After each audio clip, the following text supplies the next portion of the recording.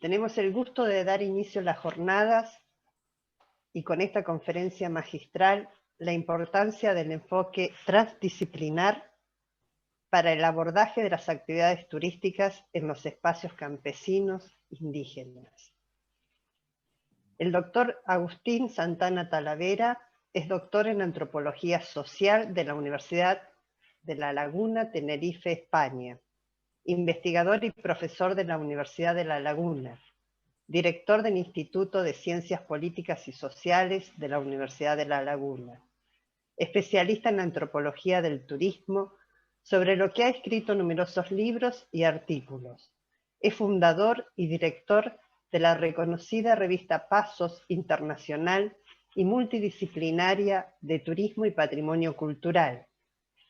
Todos los que trabajamos el turismo y el patrimonio sabemos la importancia de esta publicación a nivel internacional. Ha trabajado como consultor en diversos países como en España, Italia, Francia y Portugal. Es miembro de diversos comités de revistas académicas como Estudios y Perspectivas en Turismo, revista que se publica en la Argentina, Seminario de Estudios en Turismo de Brasil, del Mercosur, Brasil, del Sectur México, entre otros. Le damos la bienvenida y le agradecemos al doctor Agustín Santana Talavera haber aceptado ser parte de estas jornadas y dar el inicio a las mismas con su conferencia magistral.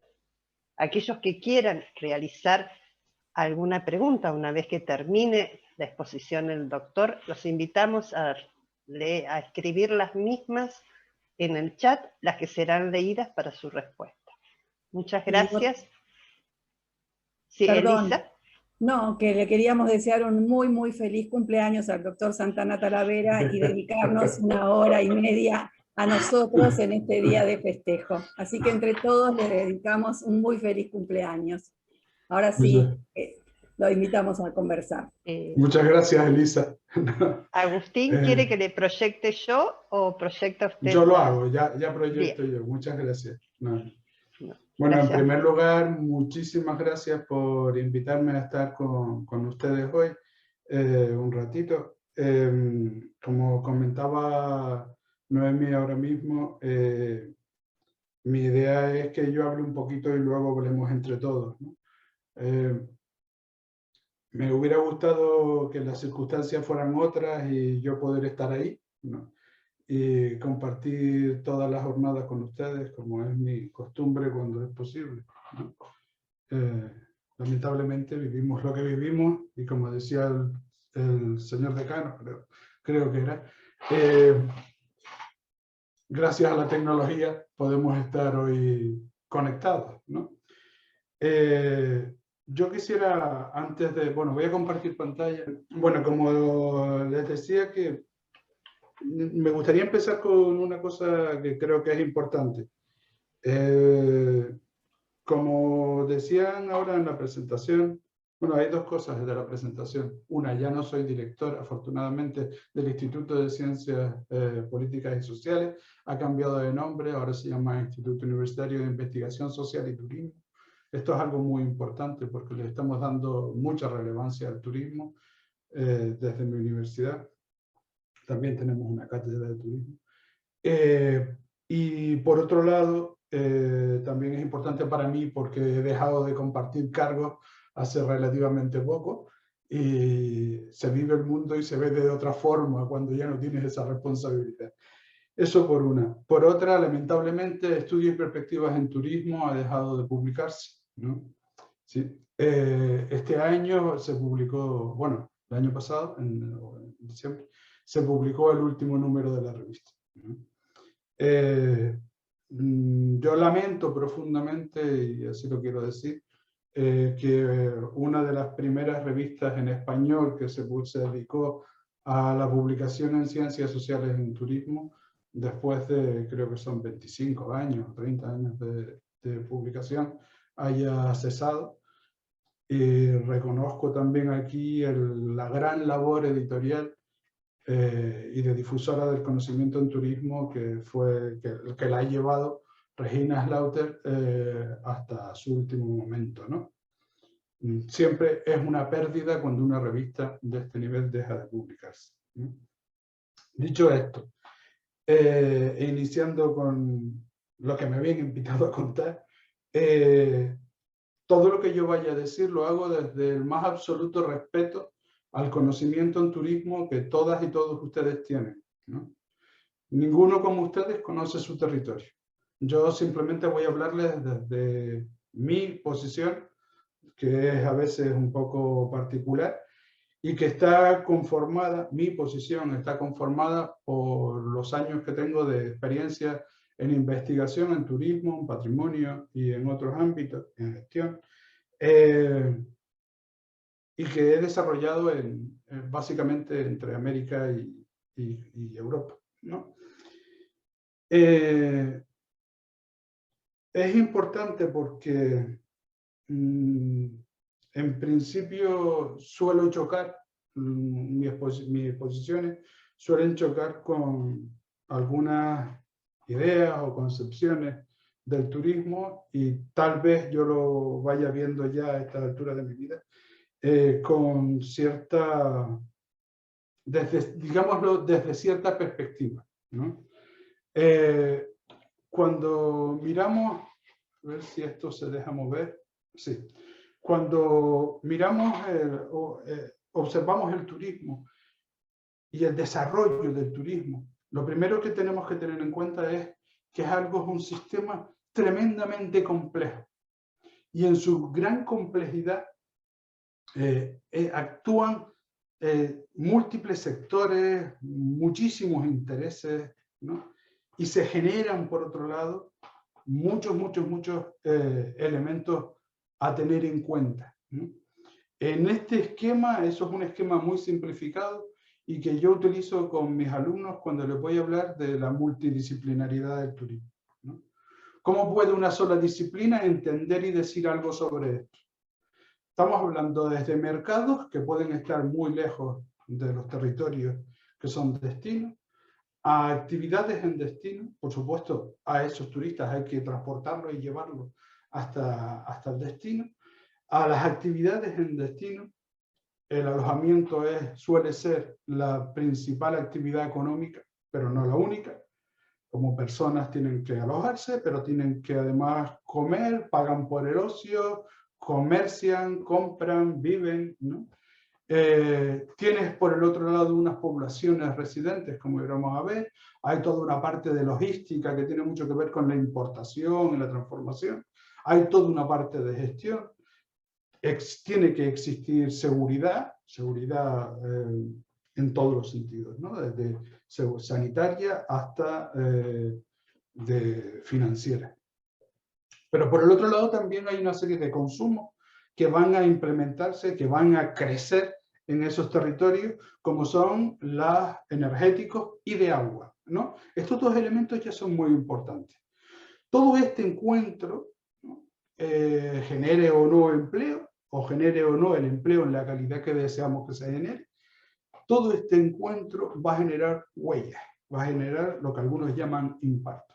Una de las principales, por supuesto, hay una importante que es la de residuos, la generación de residuos, dependiendo del número de personas, de los flujos turísticos con los que estemos hablando. Pero hay un elemento muy a tener en cuenta en turismo y del que relativamente se habla poco. Tan poco que nos olvidamos, ¿no? Y que hace prácticamente, si no imposible, sí muy difícil y todavía hoy a largo plazo, que es eso de la sostenibilidad. O sea, a mí me da un poco de miedo cuando hablamos de sostenibilidad y turismo tan alegremente, porque el turismo es un generador importantísimo en todo este movimiento que estábamos hablando antes, de huella de carbono. Es un importante generador de huella de carbono, tan hasta el punto que ya a día de hoy las líneas aéreas están obligadas a compensar, a, digamos, pagar por esa generación de huella, por las emisiones de CO2. Y claro, como el turismo precisamente en lo que consiste es en desarrollar actividades en un territorio que no es donde vive, Desde que nos estamos moviendo, estamos generando huellas, ¿no? Para eso hay un mercado de huella de carbono, hay sumideros de CO2 y todo lo demás, ¿vale? Entonces, cuidado con estas cosas. Otra cuestión que yo quería traer aquí, así de entrada, es que, ¿por qué? Y les voy a plantear más preguntas casi que respuestas, lo siento. ¿Por qué siempre que hablamos de desarrollo, hablamos de turismo? O sea, yo soy un gran defensor del turismo, ¿eh? Ojo. Pero me es muy incómodo, tal vez por mi versión como antropólogo o simplemente como persona, ¿no? Que siempre que se hable de desarrollo tengamos que hablar de turismo. El turismo es una actividad económica y es una actividad económica que debe ser, en todo caso, complementaria, como cualquier sociedad. Ninguna sociedad puede acabar dependiendo de un solo sector, de una sola pata económica, ¿no? Para mantenerse y para seguir reproduciéndose como cualquier ser vivo.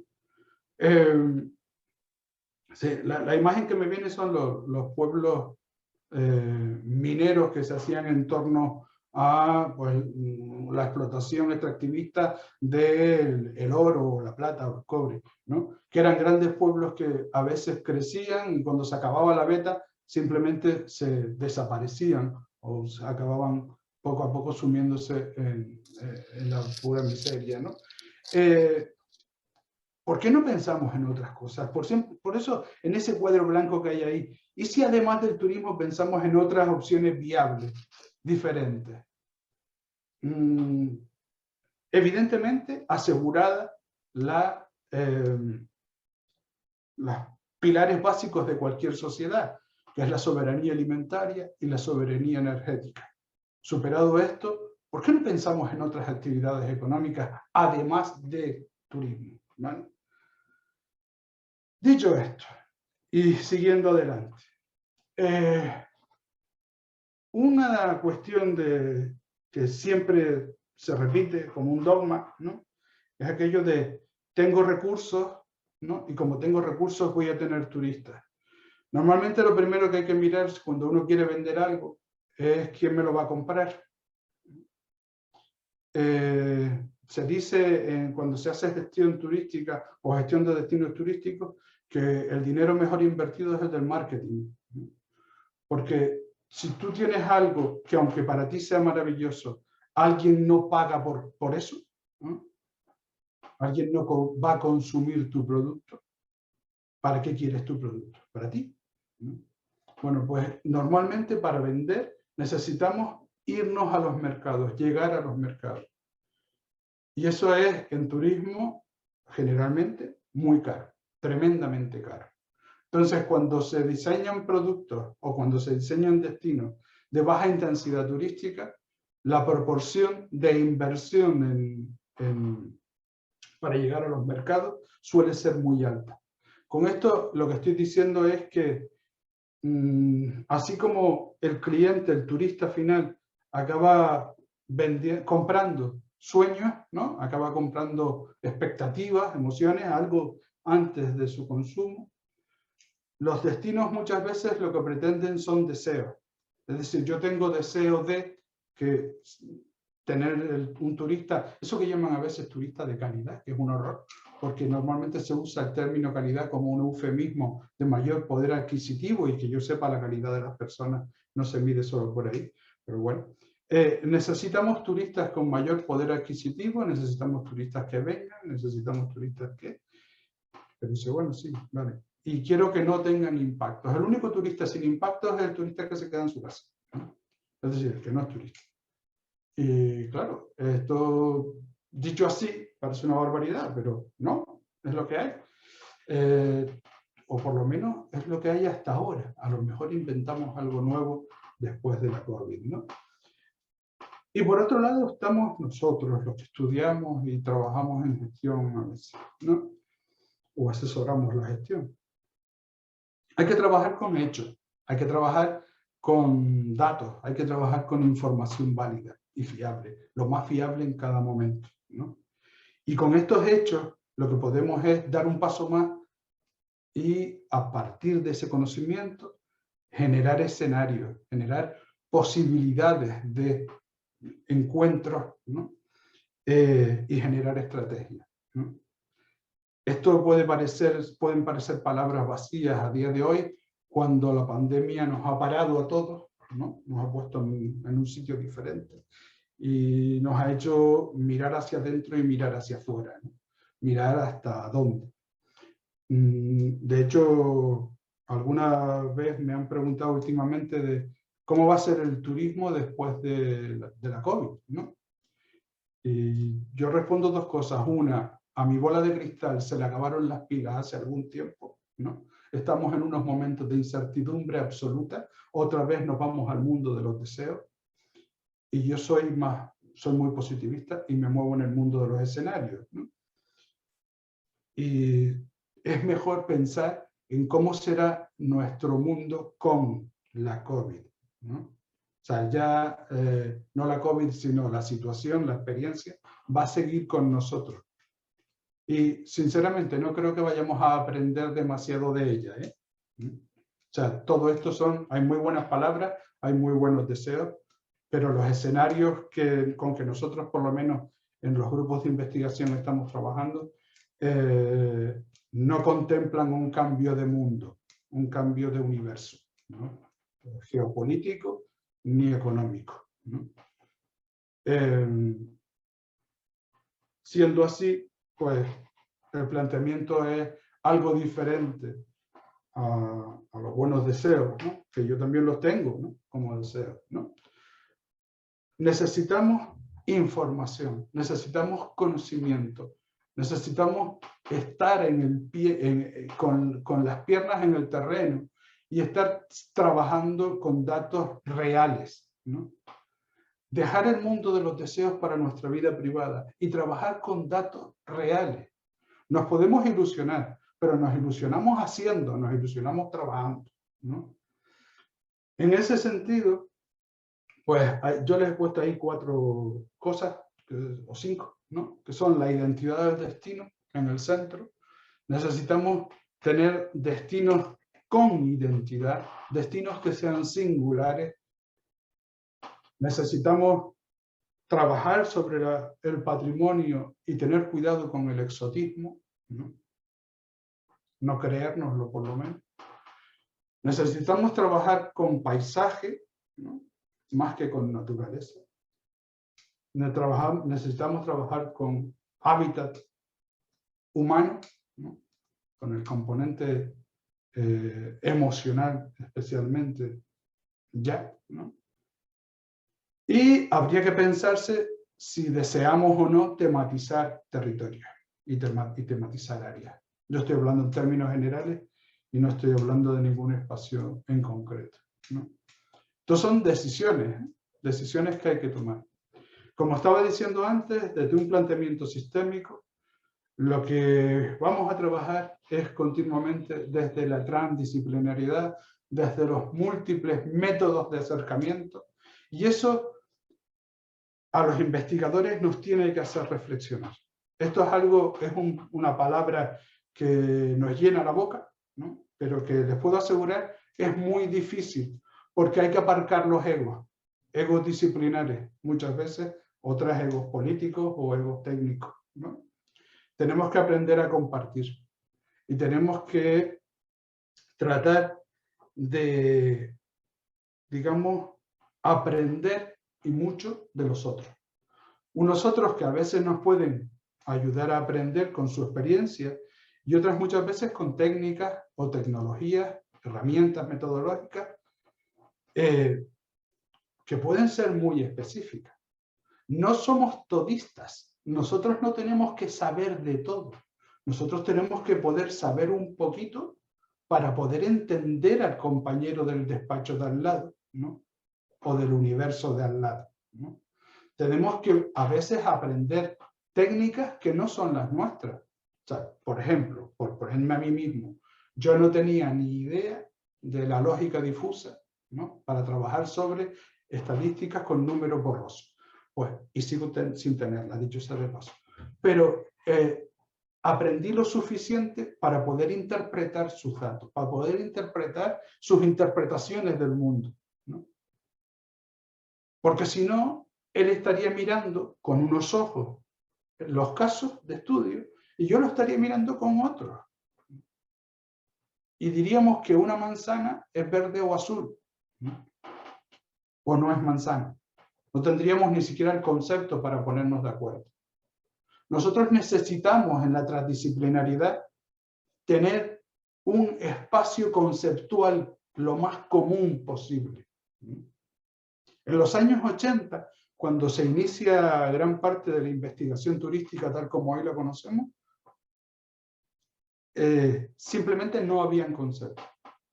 En los años 90 y principios de los 2000, pasamos de haber empezado a dibujar algunos conceptos a confundir conceptos con nombres de productos. Y los nombres de productos cambian muy rápido, tan rápido como cambian los mercados y los intereses, ¿no? Y hoy nos estamos moviendo en una especie de mundo soft, mundo demasiado permeable por casi todo, ¿no? Por eso digo que lo importante son los datos. Lo importante es volver de nuevo a los datos, ¿no? Y empezar de nuevo a generar teoría, que hace años que se genera más bien poca, ¿no? Todo lo que está en esa transparencia, por cierto, son fotografías basadas, imágenes tomadas de demostraciones de estudios, ¿no? No están aquí diciendo nada más, ¿no? Vale, más preguntas, ¿no? Bueno, si estamos hablando de sostenibilidad, ¿por qué no planteamos algunas preguntas sobre las sostenibilidades posibles de los desarrollos que queremos implementar en cada caso, ¿no? Pues el primer principio es el principio de precaución y la pregunta es si se ha previsto adecuadamente los efectos de la actuación. O sea, si yo deseo hacer algo, por lo menos tengo que prever qué puede pasar con ese algo. Si hay una participación pública, ¿de quién vienen las iniciativas cuando hablamos de turismo comunitario, turismo rural, turismo indígena, ¿no? ¿De quién vienen las iniciativas? Vienen internamente, vienen, si es de interno es de quién y cómo, ¿no? Si es externo, de quién y cómo, ¿no? Hablamos de integración ambiental. Tenemos que ver hasta qué punto los turismos pueden desarrollar, ¿no? Espacios concretos en territorios concretos, ¿no? Y cómo estos pueden modificar o no, ¿no? El medio ambiente. Tenemos que hablar de corrección de daños, ¿no? Planes de contingencia, si quieren, ¿no? Si sucede un escenario de estas estrategias que yo estaba diciendo antes, si se da un escenario que no es conveniente, a cómo actuamos, ¿no? Y de mejora de las condiciones de vida. Si no se mejoran las condiciones de vida de los territorios, ¿para qué quieren el turismo en los territorios? Esta parece una pregunta absurda, ¿no? Pero conozco ya demasiados sitios donde las condiciones de vida de las personas que en ese territorio residen no se han visto ni mucho menos mejoradas, ¿no? Con la implementación de la actividad turística. Tengan en cuenta que las decisiones que se toman muchas veces no se toman con y en las poblaciones, ¿no?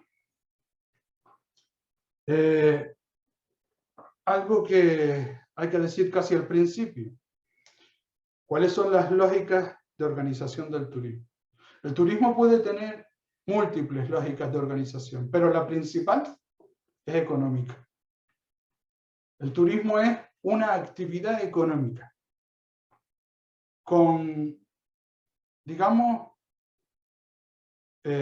patas o rejos como si fuera un pulpo, ¿no? Que llegan a todos y cada uno de los ámbitos de una sociedad o de un territorio y sus sociedades, ¿no?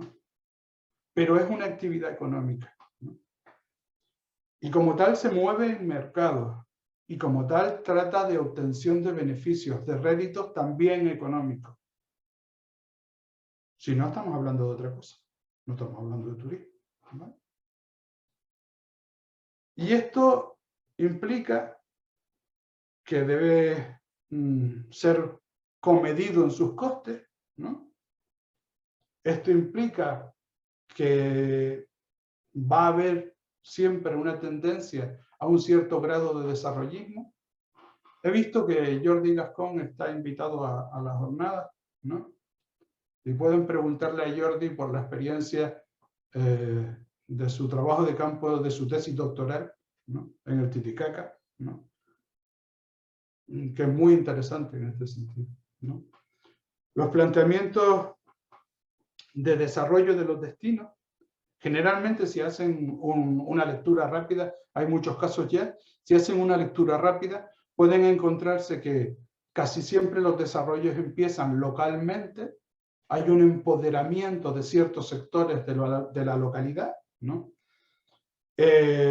Se empieza a abrir, si tiene éxito, siempre que hay éxito se empieza a abrir, ¿no? A un nivel ya no local, sino regional o nacional. Si sigue el éxito, se empieza a abrir a un nivel supranacional. Y según van dándose estos pasos, y así vamos hacia arriba, ¿no? Hacia lo multinacional. Sí, bueno, si según se van dando estos pasos, empiezan a entrar capitales cada vez más externos y también empiezan a haber extracciones, ¿no? Cada vez más importantes desde fuera. Lo curioso es que no se da solo con el turismo de masas, se da también con turismos de baja intensidad. Cuando empezaron lo que se llamaban turismos de aventura, en los años finales de los 90, más o menos mitad de los 90, finales de los 90, y aquello fue un éxito, empezaron a aparecer agencias de viajes que ya gestionaban prácticamente todo, ¿no? Y la verdad que eran importantes, ¿no? Porque fueron los que movían los flujos de personas de un lado a otro. Y luego, la conciencia o obligatoriedad de asumir responsabilidades. Esto es relativamente nuevo, se ha hablado desde hace mucho tiempo de la responsabilidad social corporativa o empresarial, pero es relativamente nuevo cuando empezamos a hablar de conciencia, de llegar a individuos, no solo a las grandes empresas o a las medianas empresas, sino también a todos los individuos que ejerzan su actividad, así sea el señor o la señora que va vendiendo bollos por la calle, me da lo mismo, ¿no? Todos, cada uno, contribuye a la responsabilidad y contribuye con sus acciones, ¿no? Para esto, lo fundamental es aplicar en los destinos, creemos, el principio de gobernanza, de la buena gobernanza. Lamentablemente también se está poniendo de moda, como se puso de moda el concepto de sostenibilidad, y la empieza a desvirtuar, pero la buena gobernanza está definida y está muy bien definida desde hace tiempo. No solo estamos hablando de participación, sino de asunción, asunción consciente de responsabilidades. Y podemos hacer como los machanguitos que aparecen ahí, de estar como meros observadores, empujando todos para el mismo lado, empujando solos, o simplemente empujando el carro en sentido contrario, y a ver quién es el más fuerte o el más guapo. Desde este punto de vista, algo importante, ¿no? Siempre que hablamos de impactos, parece que estamos hablando de algo que ya ocurrió, ¿no? O sea, que somos constatadores de los impactos. Lo que intentamos desde hace tiempo es empezar a tomar decisiones bien informadas sobre lo que ocurre en el destino. Y para eso lo que hicimos fue dividir, simplificar aún más lo que antes habíamos visto, simplificar mucho más lo que antes habíamos visto, la primera diapositiva, en un esquema estratégico para poder empezar a trabajar, ¿no? No tengo tiempo aquí de ir uno por uno y sin más quiero que comentemos algo, pero fíjense en el principio que hablan de preturista y turista post-viaje, ¿no? Nos interesan tanto los individuos y conocer sus necesidades, conocer sus perfiles de antes de ser turistas, los conoceremos cuando estén en el destino, y seguir conociéndolos después del viaje. Es decir, saber si la experiencia vivida en el destino ha servido para algo o no, ¿no? Con eso, con ese grupo de tres, ¿no? Estaremos continuamente redefiniendo nuestro destino y aceptando hasta qué punto queremos cambios o qué cambios o hasta qué cambios podemos aceptar, ¿no?, en nuestra sociedad que oferta, ¿no?, nuestra sociedad oferente, ¿no? Y fíjense que digo, no si queremos aceptar cambios, sino de hasta dónde estamos dispuestos a llegar en el cambio. Siempre que una sociedad se abre al turismo, cambia. Siempre. Es un hecho, ¿eh? No es una cosa que a mí se me ocurre. Y como esa sociedad cambia, bueno, todas las sociedades cambian, si no estarían muertas, ¿no? Y todas las culturas cambian, si no serían momias, ¿no? O algo así, ¿no? Bueno, ni siquiera eso, las momias también cambian, ¿no? Bueno, pues serían algo demasiado estático, congelado. Ni las culturas ni las sociedades son así. Pero lo que sí es verdad es que cuando el turismo entra, acelera esos cambios. Esos cambios van a ser mucho más rápidos que lo que serían en una sociedad sin turismo, ¿no? ¿Hasta dónde queremos llegar? Pues se puede medir y se puede ir gestionando y se puede ir controlando, ¿no? Durante un tiempo se habló, ahora ya pasó de moda, durante un tiempo se habló de observatorios, ¿no? Es necesario, antes hablábamos de la tecnología, es necesario aprovechar la tecnología, es necesario aprovechar toda la información que podamos, toda la información posible, para tomar siempre en este ámbito grande que está ahí de variables, decisiones lo más informadas posible, ¿no? Decisiones con datos, datos cualitativos y datos cuantitativos. Si a alguien se le ocurre mirar el turismo solo desde lo cuantitativo, tendrá pues, unos números muy bonitos que en la cartera, en el bolsillo de las personas de a pie, no va a servir de mucho, ¿sabes? Esto es una visión que también durante un tiempo ha pesado mucho, ¿no? Hoy hablamos de la necesidad de una fuerza de trabajo bien formada, hablamos de calidad de vida, no solo nivel de vida. Tenemos muchos otros variables, digamos, para trabajar. Un elemento importante está aquí en una esquinita, que hay una que es escuchar mucho, pero hay otra encima que habla de estudios especializados, ¿no? Necesitamos que cuando hablamos de turismo, hablemos también de formación, educación, ¿no? Igual, tanto igual o más que hablamos de empleo, y hablamos de empleo de calidad, ¿no? Y que hablemos para no solo la población que tenemos, la población local, sino la población posible residencial. Normalmente el turismo, si funciona, atrae personas de fuera, ¿no? Y eso tiene que estar previsto. Tiene que estar prevista la inmigración, ¿no?, laboral turística. Si no tienen éxito, no se preocupen que no llegará nadie, ¿no? Pero si tienen, llegará, seguro que llegará, ¿no? Bueno, estos son algunos conceptos con los que estamos trabajando en el diseño de productos desde hace algún tiempo, y hablamos de un turista multimotivado, han cambiado los requerimientos en destino. Lamentablemente hay que hacer inversión en infraestructura, aunque sea turismo rural, ¿no? Pero hay que intentar respetar al máximo, ¿no? Yo no hablo de autenticidad, pero sí respetar al máximo a las personas y sus costumbres del destino, ¿no? Hace muy poquito una persona me presentó un proyecto internacional que pretendía el desarrollo en una aldea rural, y me decía, es que tenemos que enseñar a la gente a poner la mesa, ¿no? Y con eso me horrorizó. O sea, no. ¿Qué estás diciendo? No, es que tienen que poner mantel y flores. ¿Pero cómo mantel y flores? ¿Pero de qué me estás hablando? ¿Queremos un restaurante en la aldea rural o quieres un desarrollo rural comunitario, ¿no? A lo mejor pregúntale a ellos si quieren tener ese restaurante, pero si te voy a invitar a mi casa, que ponga una mesa para ti y una para mí, ¿no? O sea, las vidas cotidianas son lo que pueden singularizar un destino. Si nosotros lo que vamos es con nuestros proyectos a homogeneizar ese destino y hacerlo igual que lo son todos los destinos, ¿por qué va a ir la gente a verme? ¿Por qué nadie va a gastar en lo que yo estoy preparando? ¿No? Bueno, pues, ¿y si, no? Que por ahí viene lo de la remotivación al destino. Yo les decía hace un momento que uno de los costes mayores está en la captación de mercado, en vender tu producto fuera, ¿no? ¿Y si los mercados los pensamos con un poco más de cordura, ¿no? Y empezamos con mercados no internacionales? Ustedes tienen una super conurbación que es Buenos Aires. ¿Y si empiezan por la conurbación Buenos Aires? Como mercado, por ejemplo. Y estoy hablando del desconocimiento, igual ya lo están haciendo, ¿no? ¿Y si el siguiente paso son mercados más cercanos?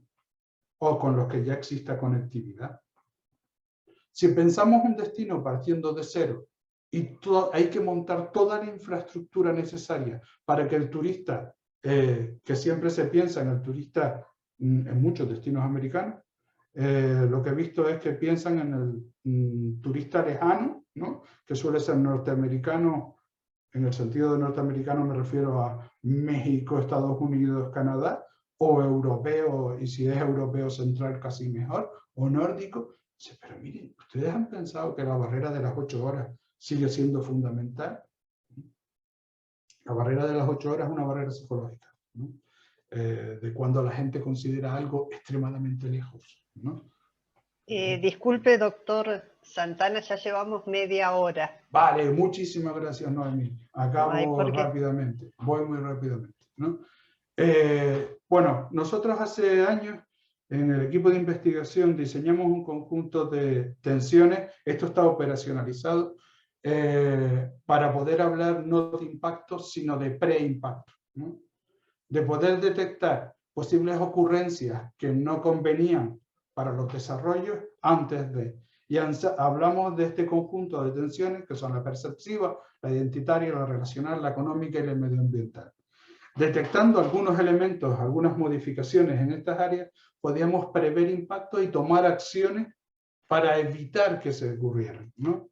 Los impactos, en vez de hablar de positivos o negativos, ¿no?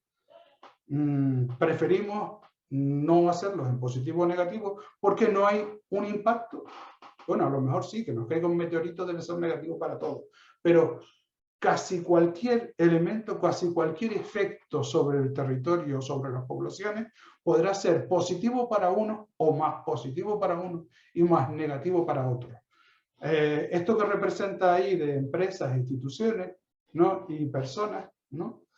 O grupos de personas, pues estaban ahí en ese gradiente, están referidos al espacio, al territorio, y se habla de él como recurso o se habla de él como lugar, ¿no? Para unos puede ser solo un recurso y para otros es su hábitat, ¿no? O sea, en vez de, ¿no?, hablar de positivo o negativo, sino solo hablaremos desde un punto de vista, ¿no? Esto es una especie de acertijo que explicita esto, ¿no? Aquí hay 4 o hay 3 rayas, ¿no? Pues si lo fijan bien, que no van a poder, pues voy a pasarlo, ¿no? La percepción siempre está intermediada. La percepción de los impactos siempre será desde el punto de vista de alguien, ¿no? Las poblaciones siempre son heterogéneas, ¿no? Y siempre están en conflicto, aunque vivan dos, ¿eh? Y bueno, no hay, el turista, concluyendo muy rápido, el turismo, perdón, siempre debe ser un complemento, desde la buena gobernanza, no hay fórmulas mágicas, siempre hay esfuerzo y siempre hay sacrificio, renuncias, más que sacrificio a veces, renuncias a otras cosas, ¿no? Debemos ir hacia la sostenibilidad, pero hay que ir dando pasos de responsabilidad. Y esos pasos de responsabilidad se toman desde todos los participantes, desde todos los stakeholders en el sistema turístico. Se dan esos pasos o deben darse esos pasos con responsabilidad, ¿no? Y muchas gracias, ¿no? Y ahora hablamos todos. Dejo de compartir. Dejo de compartir, no encuentro aquí. Sí. Ya, ahora. Muchas Dejé de compartir, gracias. ¿verdad? Ahora sí. Sí, El PDF, Noemi, no, que les pasé, puede ser compartido con me quien lo llegó desee. a mí. Digo que puede ser Bueno, compartido con lo que quien le lo vamos desee, a ¿vale? pedir, Sí. sí, quienes lo deseen que nos escriban al correo de las jornadas y se los enviamos sin ningún problema. Así es más fácil poder compartirlo. Sí. ¿Sí? Bueno, ¿y ahora? Sí, sí, quienes nos escriben al correo de las jornadas, que es también donde se inscribieron, y nosotros se los enviamos. Muchas gracias. Y hay algunas preguntitas. Voy a leer a manera de preguntas, pero es más un comentario en relación al turismo. Susana planteaba, voy leyendo los nombres con los cuales aparecen en el chat. Dice, es un ítem pendiente del turismo la mejor calidad, la mejora de vida de la comunidad local. Cuando se planteaba si el turismo era una actividad económica. Más allá de lo que produce, también es un ítem pendiente del turismo la mejora de la vida de la comunidad local. También nos planteaban, Elisa, ¿vos habías anotado otra pregunta? Sí, hay una pregunta interesante que es una, Débora, que es de una comunidad comunicación, señal de internet e infraestructura de sanitarios adecuados y sin ayuda para inversión de parte del Estado, ¿usted considera que se puede iniciar turismo rural? Quiero aclarar que Débora pertenece a una comunidad que estaba muy vinculada a la minería y la minera abandonó el lugar, y hay otra pregunta que justamente ella habla con esos impactos ambientales de metales, sobre todo en el territorio, si se considera que se puede llegar a desarrollar turismo rural a pesar de eso. Incluso están pensando en turismo minero, ¿no? Aprovechando las instalaciones que ha dejado la mina abandonadas, que está en litigio en realidad. Y eso es la pregunta, ¿no? Si se puede hacer. El tema es que no, lo que más le angustia a Débora es el tema de la falta de intervención de alguna manera del Estado, sin ayuda del Estado, sobre todo para cubrir necesidades básicas insatisfechas como agua potable, energía y etcétera, ¿no? Esa es la pregunta que ella hace. Sí, y en relación a eso, por ahí le leo, hay otra que es muy similar, así ya le responde también a Florencia, que dice, cuando no hay medios de comunicación, señal, internet, infraestructura de sanitarios adecuados, sin ayuda de inversión por parte del Estado, ¿usted considera que se puede iniciar el turismo rural? Es muy similar a la anterior, así que para que pueda responder las dos juntas. Vale. Empiezo por lo primero. La calidad de vida, la mejora de la calidad de vida de las poblaciones ya se da en muchos sitios. Tal vez no tanto como quisiéramos, pero cuando miramos el panorama, ¿no? Y cuando miramos desarrollo, mejora de la calidad de vida hay, pero también evidentemente con renuncias a veces a la intimidad de tu pueblo o de tu zona donde vives, ¿no? En Canarias 2019, no ahora, ¿no? Que no tenemos turistas, pero en el archipiélago en el que yo vivo, en cualquier isla, podías estar en cualquier punto del archipiélago y encontrarte con turistas, ¿no? Pero también es verdad que recibimos 15 millones al año, ¿no? En el total de las 8 islas, ¿no? En cuanto a la pregunta sobre territorio minero con mina abandonada, ¿no? En estos sitios, sin la intervención del Estado no puedes hacer nada, porque la inversión, tú no puedes ofertar turismo. Bueno, voy más atrás, antes del turismo. En un territorio con una alta contaminación medioambiental, los estados tienen obligación de intervenir por su propia gente, no por el turismo, ¿no? Entonces, una vez, el turismo necesita sí o sí un mínimo de infraestructura. Hay determinados tipos de turismo muy concretos que están contenidos dentro de lo que es el dark tourism, ¿no? El turismo oscuro, ¿no? Que reclama sitios de visita que pueden ser pues, territorios altamente contaminados. Para que se hagan una idea, está de moda actualmente la visita a Chernóbil, ¿no? Y a la ciudad de Pripyat, ¿no? A la ciudad que está junto a la central nuclear. Y bueno, hay gente que se aventura incluso a ir a donde está el reactor, a lo más cerca posible del reactor, que sigue siendo un sitio nocivo para la salud, ¿no? Si los estados no intervienen en esos territorios, difícilmente puedes desarrollar turismo rural o turismo industrial, en este caso, si es en la explotación, el uso de la mina como producto, ¿no?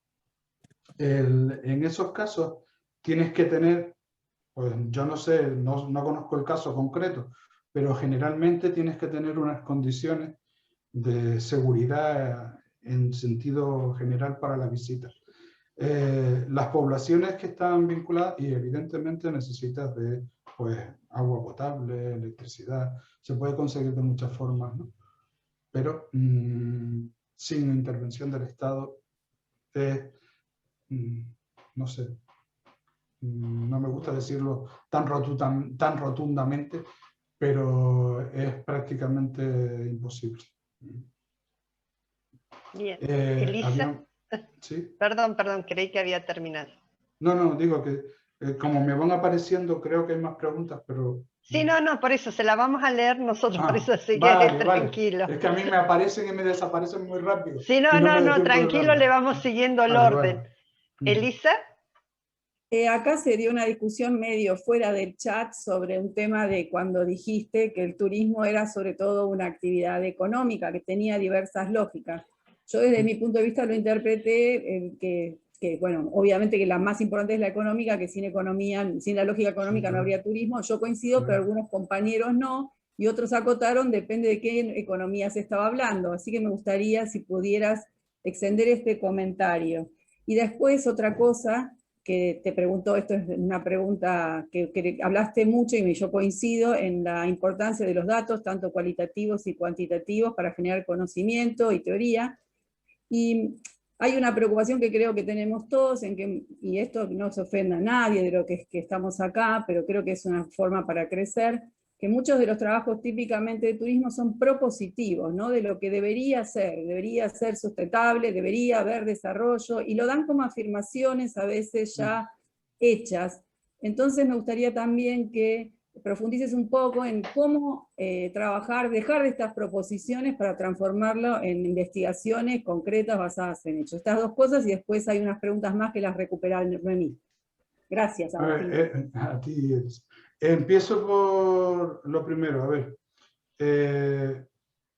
cuando yo hablo de lógicas de organización y digo la principal lógica de organización del turismo es la económica, no estoy diciendo que el turismo no tenga efectos sobre todo. De hecho, mi punto de vista para trabajar, digo pero está bastante aceptado en general, ¿no? A estas alturas. Para trabajar sobre turismo es hacerlo de manera sistémica. Yo lo que les presenté al principio son esquemas de trabajo operacionalizados sobre un esquema sistémico del turismo. Eso se trabajó mucho en los años 90, ¿no? Y está bastante aceptado y bueno, no hay problema, ¿no? A estas alturas.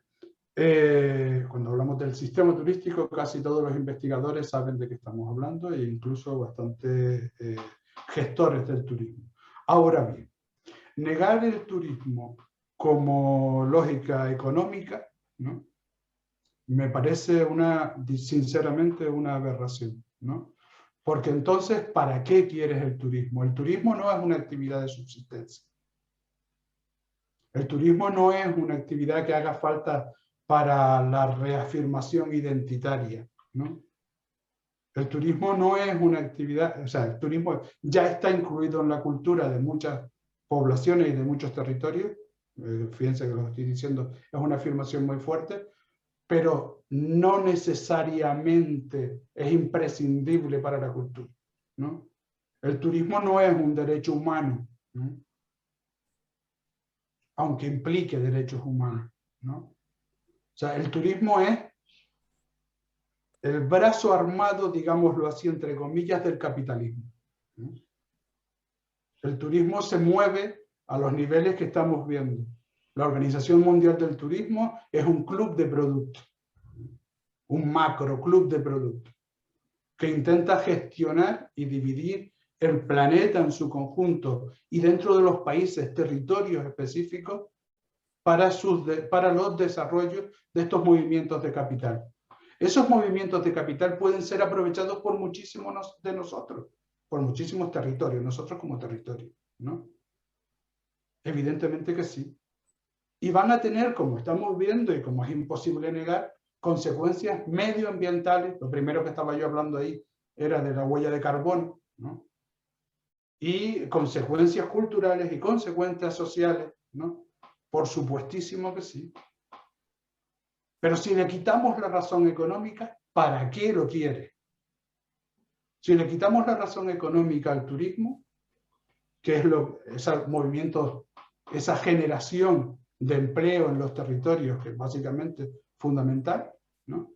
¿Para qué el turismo?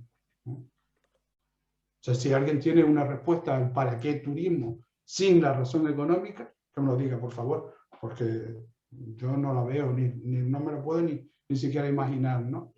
Y vivo en un territorio, como les digo, eminentemente turístico. Y he investigado y trabajado en casos muy distintos y a niveles desde muy chiquitos hasta muy grandes, en muchísimos sitios a lo largo de un montón de años. Y el grave problema uno de los graves problemas de esa lógica es que las expectativas generan impacto. La expectativa de poder tener turistas ya genera impactos, a veces económicos incluso, a nivel de las microeconomías. Hay muchos casos de pequeños grupos humanos, pequeñas aldeas, pequeños pueblos, que impulsados externamente empiezan a pensar en un desarrollo turístico. Ese pensar en un desarrollo turístico significa, pues compro 2 cabras más, hago un cuartito para albergar a los turistas, para alojar a los turistas, voy a cambiar el carro, voy a hacer, ¿no? Esas pequeñas inversiones, si luego no tienes un turista de vuelta, no tienes un turista que lo consuma, a ti te han consumido los ahorros o te han endeudado. Y esto se ha utilizado como arma en muchos sitios para despojar a la gente de sus propiedades.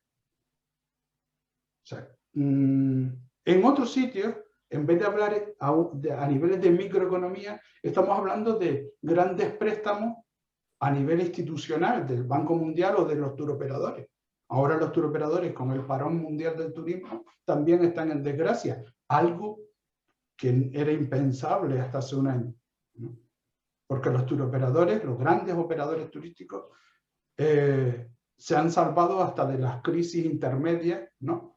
Incluyendo las guerras y las revueltas y demás, ¿no? Pero esto ya los paró, ¿no? Y mira tú por dónde, cuando los paró, resulta que sus fondos, su cachito, ¿no? Digamos, de salvación, su tabla de salvación, era solo de 3 meses, ¿no? Y han tenido que ser apoyados por los estados, ¿no? Fíjense si el turismo es económico o no, que resulta que para unas cosas el turismo es de todos, cuando las cosas van bien, lo mío es mío. Y cuando las cosas van mal, lo mío es de todos, ¿no? Si el turismo va bien, ¿no? Son las empresas, ¿no? Las que ganan, las que tienen los réditos, y distribuyen o no. Siempre distribuyen, ¿no? Distribuyen a partir de la generación de empleo y otras cosas, ¿no? Y de sus impuestos. Pero en otras ocasiones, cuando las cosas van mal, dice, yo soy el que genera empleo. Estado, ayúdame a mí. No ayuda al trabajador. Bueno, ahora afortunadamente con este parón, en algunos países, como en España, el gobierno ha ayudado también al trabajador a través de una figura que se llaman ERTE, ¿no? son regulaciones de empleo. Pero en otras ocasiones, en otras crisis, los dineros han ido a ayudar a las empresas y no a ayudar a la base, ¿no? Entonces, resulta que son tus impuestos los que financian indirectamente el sostenimiento de lo privado, ¿no? O sea, hombre, a ver, pongamos en una balanza las cosas. Con esto me fui, del debe, ¿no? El debe es yo con mi doctorando suelo desterrarles el verbo deber, ¿no? De las tesis doctorales. Estamos muy acostumbrados al debe, ¿no? Muchas veces los investigadores sociales en general nos parecemos a los médicos. Los médicos, tú vas al médico y te hace una receta y te dice, usted debe dejar de tomar, usted debe dejar de comer no sé qué, usted debe dejar de fumar. Dice, oiga, déjeme respirar. Se respire 2 veces al día, ¿no? O sea, ese debe para todo hay que desterrarlo, ¿no? Por eso yo hablaba de escenarios, ¿no? A partir de los datos, los investigadores debemos dibujar, nosotros sí debemos, ¿no? Pero no los otros, ¿no? Nosotros tenemos la obligación de dibujar escenarios, ver posibilidades, ¿no? Y esos escenarios son siempre muy condicionados. Decimos posibilidades de ocurrencia. No tenemos una bola de cristal que diga cómo va a ser el modelo mañana, sino solo aprendemos y decimos, si ocurre esto y esto y esto, podrá pasar esto otro, ¿no? Esa es la forma de trabajar. Esa es la forma, bueno, esa es la forma de trabajar, no. Esa es la forma de que yo creo que debemos trabajar, ¿no? Y es lo que nosotros intentamos hacer, pues aquí, ahora mismo es con las instituciones con las que trabajamos, ¿no? Hay un comentario de Ramiro Raño, quien plantea, dice, es valioso saber reconocer a la comunidad rural local, no como un mero conjunto de vecinos o vecinas, sino como un actor político organizado que, informado y en consenso, decide. ¿Sí? Esa manera de comentario. Otras preguntas. Vamos a ir, tenemos unos Noemi, minutitos. Sí. Sí, pero digo que, sí, perdona sí. Noemi, pero ese comentario es tremendamente valioso e importante, ¿no?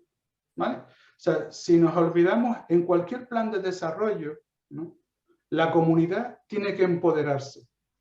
La población local tiene que poder decir y decidir. Tiene que ser un actor, ¿no? Implicado. Hay ejemplos de eso, por ejemplo, en sitios donde se practica el turismo de cruceros, que es casi un turismo de masa, como Cunayala en Panamá, ¿no? Donde los actores locales, la comunidad local, a través de su consejo, decide, ¿no? Más allá del país, del gobierno nacional. Bien. Sí, perdón. Bien, porque tenemos unos minutitos más, 10 minutitos y tenemos que ya cerrar porque viene la otra parte de las jornadas. Jonathan plantea cómo se establecería el equilibrio entre lo que busca el turista, identidad cultural, pero sin dejar la modernidad y la preservación de las costumbres sin alterarlos por las tendencias del mercado y la globalización. ¿La vuelvo a repetir? No hace falta.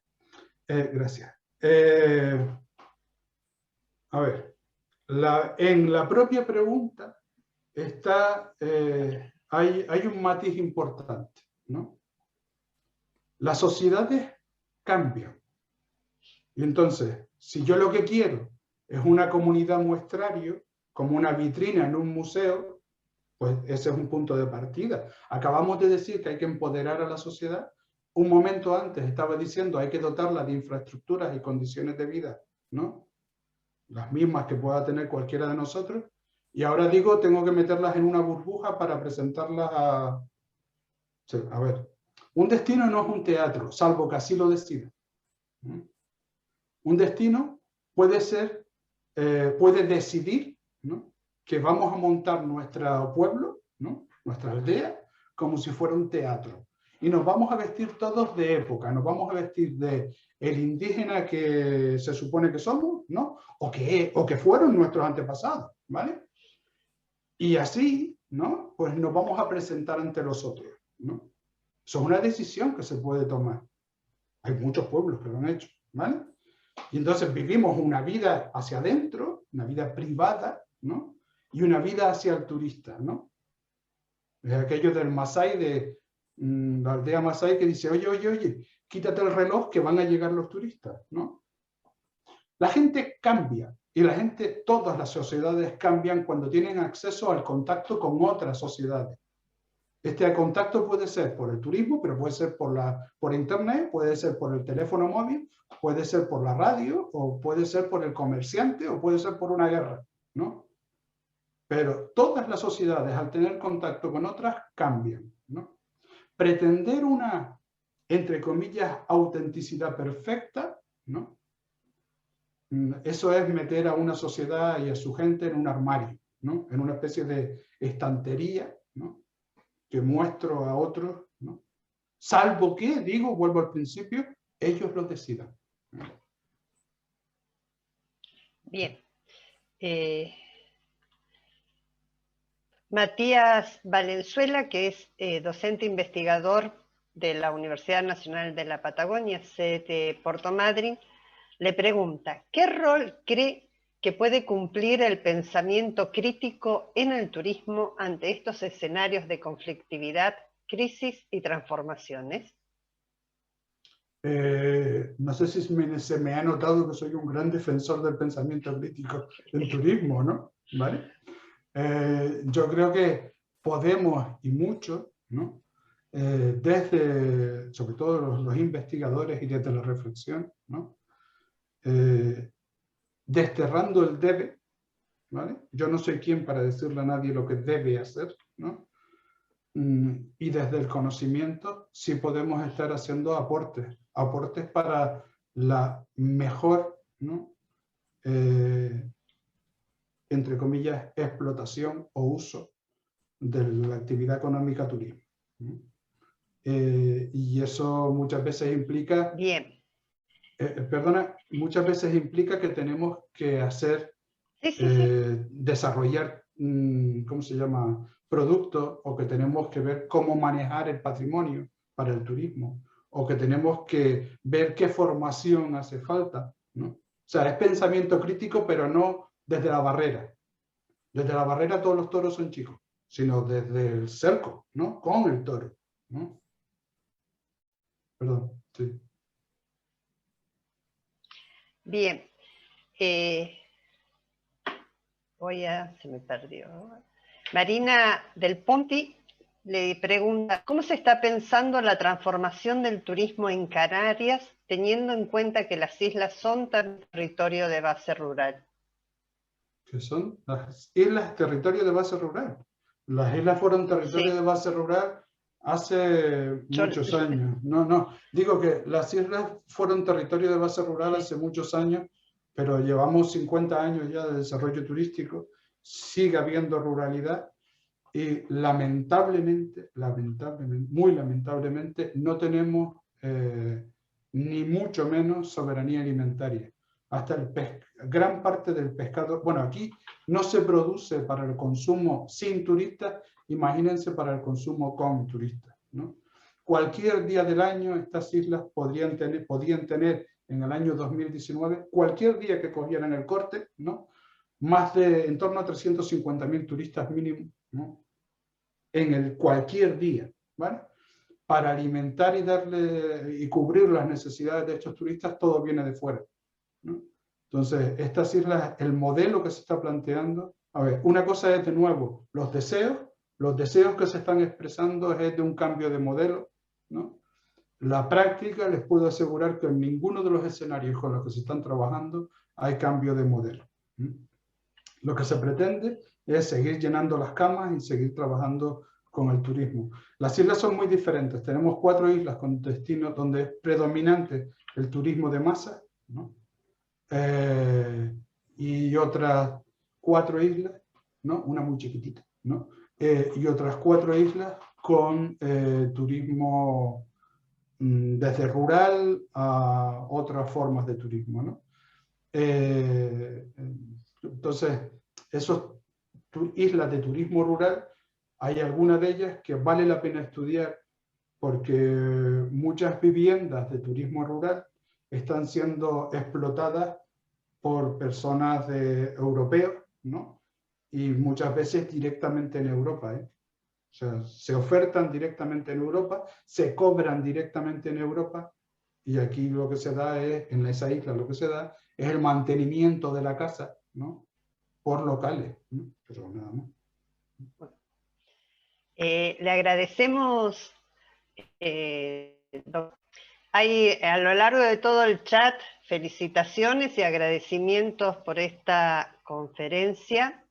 Volvemos a reiterar, para compartir el PowerPoint o la presentación del doctor, le vamos a pedir que nos escriban al correo de las jornadas y pongan en el asunto presentación doctor Santana Talavera, así nos facilitan.